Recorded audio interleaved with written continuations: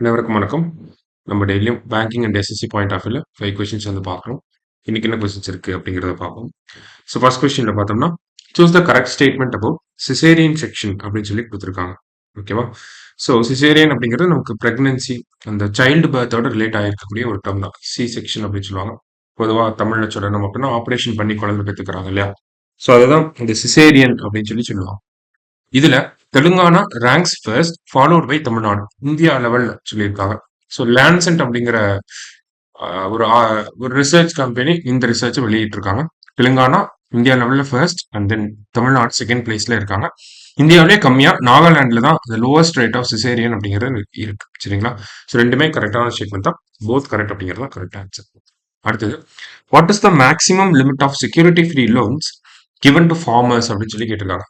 So பொதுவாகவே ஃபார்மர்ஸ்க்கு பார்த்தோம்னா 1.6 லேக் அப்படிங்கிறது செக்யூரிட்டி ஃப்ரீயா ஃபார்மர்ஸ்க்கு வந்து லோன்ஸ் கொடுப்பாங்க. ரீசெண்டாக ஆர்பிஐயோட மானிட்டரி பாலிசி கமிட்டி மீட்டிங் நடந்துச்சு. அதுல இந்த லிமிட் அப்படிங்கிறத இன்க்ரீஸ் பண்ணியிருக்காங்க. இப்போ மேக்ஸிமம் லிமிட் என்னவா இருக்கு அப்படின்னு பார்த்தோம்னா 2 லேக். ஸோ ஃபார்மர்ஸ் வந்து 2 லேக் வரைக்கும் செக்யூரிட்டி ஃப்ரீ லோன்ஸ் அப்படிங்கிறத எடுத்துக்கலாம். சரிங்களா? அடுத்தது, which of the following is the world's first AI engineer அப்படின்னு கேட்டிருக்காங்க. ஸோ ஏஐ இன்ஜினியர் யாரு அப்படின்னு பார்த்தோம்னா ரெவின் அப்படிங்கிற ஏஐ காக்னிஷன் ஏஐ அவங்க தான் வந்து இந்த ஏஐயை டெவலப் பண்ணியிருக்காங்க. ஓகே, ஐரிஸ் அப்படிங்கிறது வேர்ல்ட்ஸ் ஃபர்ஸ்ட் ஏஐ டீச்சர். சரியா? சாரா அப்படிங்கிறது டபிள்யூஹெச்ஓட ஏஐ ப்ராம்ப்ட். சரியா? அடுத்தது கிரிஷ் அண்ட் பூமி அப்படிங்கிற ரெண்டு ஏஐயும் பார்த்தோம்னா ஏஐ ஆங்கர்ஸ். எதுல ஏஐ ஆங்கர்ஸ் அப்படின்னா டிடி கிசான்ல இருக்கக்கூடிய ஏஐ ஆங்கர்ஸா இருக்கா. சரியா? அடுத்ததா, which country introduced a resolution to observe world meditation day அப்படின்னு கேட்டிருக்காங்க.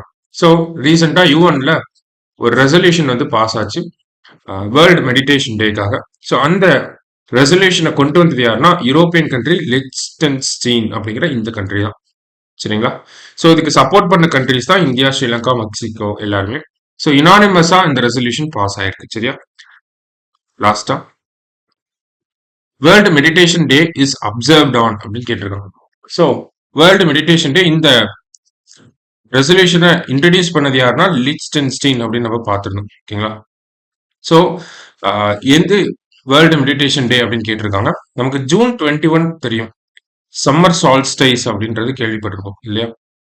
ஸோ ஜூன் 21 அப்படிங்கிறது இன்டர்நேஷனல் லெவல்ல யோகா டே அப்படின்னு சொல்லி செலிப்ரேட் பண்றாங்க.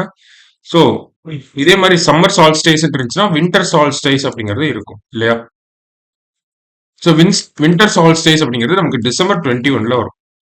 ஸோ டிசம்பர் 21 தான் என்ன சொல்லியிருக்காங்கன்னா வேர்ல்டு மெடிடேஷன் டே அப்படின்னு சொல்லி அப்சர்வ் பண்ணலாம்னு சொல்லி நமக்கு யூஎன்ல ரெசல்யூஷன் வந்து பாஸ் ஆயிருக்கு. சரியா? ஸோ டிசம்பர் 21 அப்படின்னா வேர்ல்டு மெடிடேஷன் டே, ஜூன் 21 அப்படின்னா இன்டர்நேஷனல் யோகா டே. சரியா? அதே மாதிரி இந்தியாவோட உத்தராயன் அப்படிங்கிற அந்த கல்ச்சர் படி பாக்குறப்பையும் இந்த உத்தராயன் இயரோட ஸ்டார்டிங் டேட் எது அப்படின்னு பார்த்தோம்னா டிசம்பர் 21 தான். சரியா?